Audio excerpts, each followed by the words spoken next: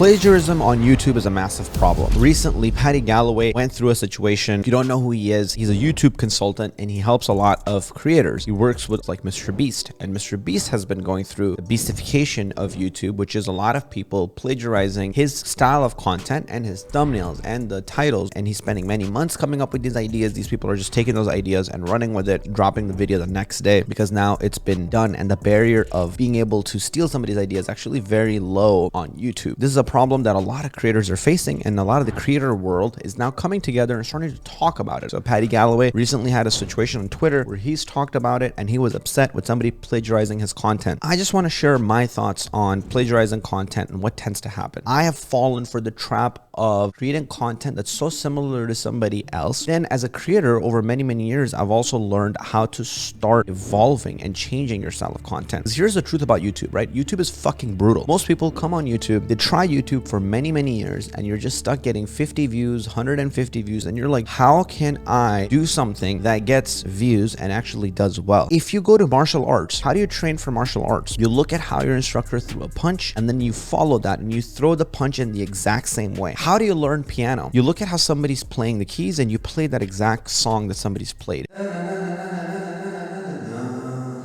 Now, if you do that, is that plagiarism? Luckily, it's not, because you're not putting content out, you're just learning the skill. The tricky part about YouTube is you have to learn the skill and publish content at the same exact time, because that's the only way you can actually really practice that skill, because otherwise you don't get feedback from the audience, right? And you don't know if you did good or not, because you're trying to throw a punch like Mike Tyson. You're like, hey, Paddy Galloway did this video, or Mr. Beast does this video. I really like the style that they did it in. Let me just try to model the exact thing they did and just see what happens. And all of a sudden, if you do that and you execute that kind of well, a video takes off. So you're like, okay, I'm like learning and I'm doing well. However, it's also plagiarism at the same exact time. You don't want to add too many different variables. You want to be able to do exactly what somebody did to replicate their success. And that's how a lot of people become successful, at least at the start. However, the tricky and the danger part is with YouTube, you can't just do the same exact thing that somebody else did. That will land you in the land of plagiarism. So I'll tell you a story that happened with me as a creator. I have a channel called Clever Programmer outside of this channel that I'm building, which is my personal brand. That channel teaches people how to become coders and developers, and each video takes a tremendous amount of work and money and effort to put together. One day we had an idea, and this was a huge controversy that ended up happening with us, and that controversy almost destroyed my entire team. We liked this one creator a lot. We liked his style, and everybody looked up to him in the community. His channel is called Fireship, and he had the style of, he would do these 2-minute voiceovers over a new technology with B-roll and animations, and those videos would do really well. The community really liked it. And so my team and I thought, okay, this is an interesting concept. How about we try to create it on something he hasn't done before? We took a technology called Tailwind CSS and we're like, let's break that down. Let's add our own, but we did in a very similar style, right? We had voiceover, we had animations, just kind of like similar to the style that he does. Then we also then made a thumbnail that was very similar style to his thumbnail. We posted that video and it was absolutely nuts. We got murdered by the coding community. Everybody came together and they're like, no one can out Fireship. This is just sad. And like big YouTubers in the coding industry were coming in and just like, this video is garbage. I can't believe you like took this idea from this other guy. It was insane. And it was a hard lesson. And then following that, my team and I had a talk and we were like, man, this is a backlash that we didn't expect. We didn't expect to be just ostracized and cut off by the entire coding community as a result of one video. Because I'm like, these guys are my heroes. I've been making content for 8 years. Never a single fucking time they commented on a single goddamn video of mine. To this day, they actually haven't. Outside of the one time I made a mistake, it's almost like they're just waiting for you to fuck up. But then I took a lot of time and internalized it. And then I looked at it from like Fireship's perspective. And it's like, this guy has worked so hard to kind of have this format and he's built this audience. And then I realized I'm like, that's not cool that I'm taking a very similar style of content that he does. Because even my thumbnail, when people look at thumbnails, they kind of click instantly, especially if it's branded a certain way. So like a lot of people were being misled that it was Fireship's video that were coming to my video. That's not really ethical. So then I was like, that is a mistake that I made. Could we have taken that and added a different style and made it our own like we had done with lots of other videos? Yes, we could have. Could it have been a sign of a little bit of laziness on our end to just be like, this format is figured out, so let's just do exactly what Fireship did instead of like, let's see what he did and like really make it better? Yes, I think it was. It's a sign of like laziness and lower effort. The fault lies with me, and what I should have really done is spent time with my team and said, okay, this is how Fireship does it. How could could we in our way make it 100 times better, or add our own style to it and feel to it and touch to it? You know, like the Qazi style, the crazy energy that we bring with the camera cutting to my face and me saying some funny shit, and we cut back to the video like, hey, you're getting better at Python. At the end of this video, you're not gonna be so damn bad, and just make it fun and playful and add that energy in. And that's what people have loved my channel for. Why would they come to me if I'm just another fireship? You know, as that comment said, and as shitty as that sounds, I'm not gonna out fireship,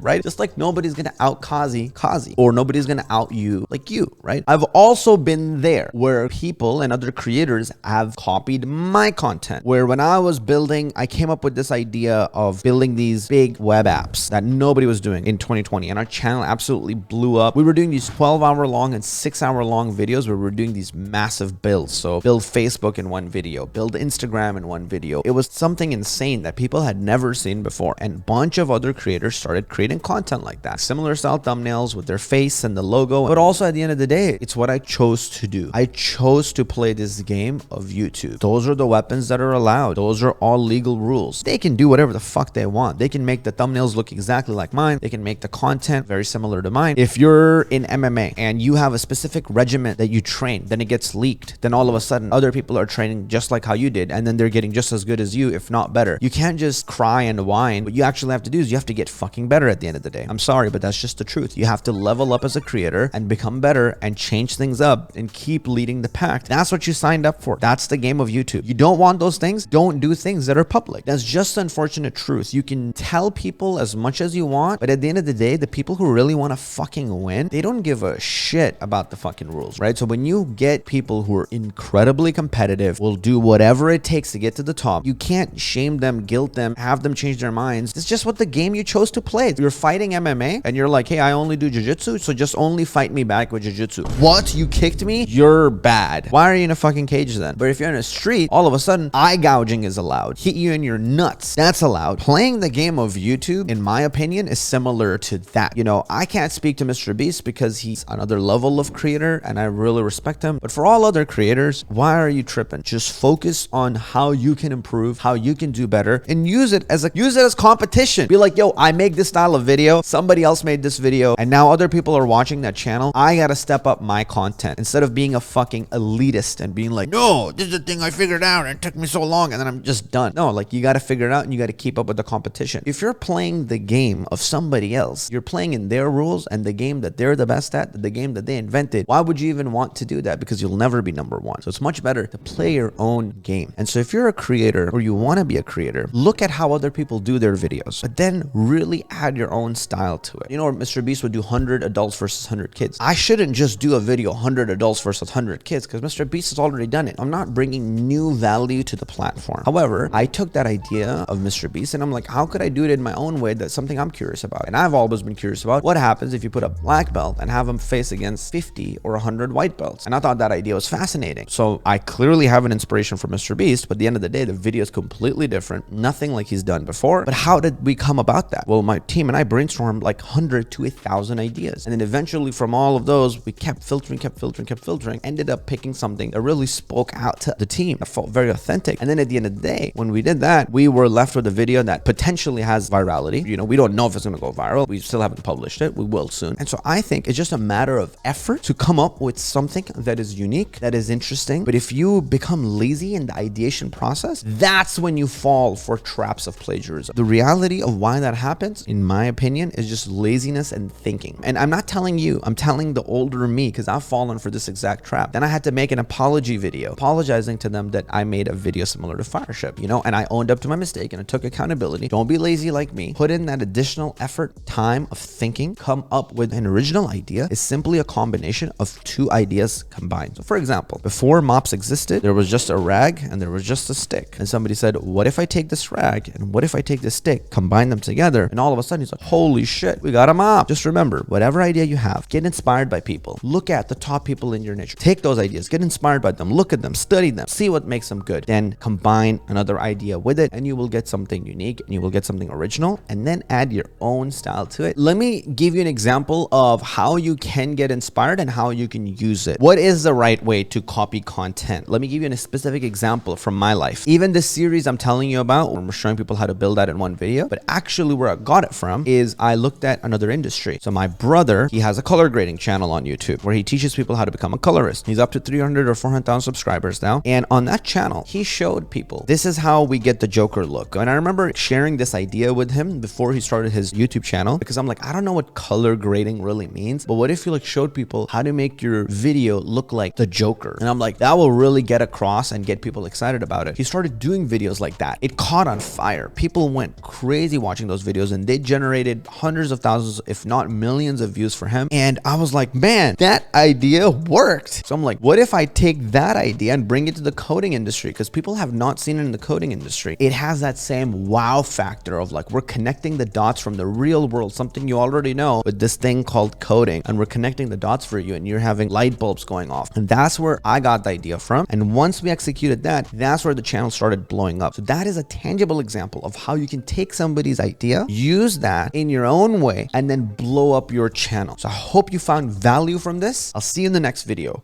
Peace.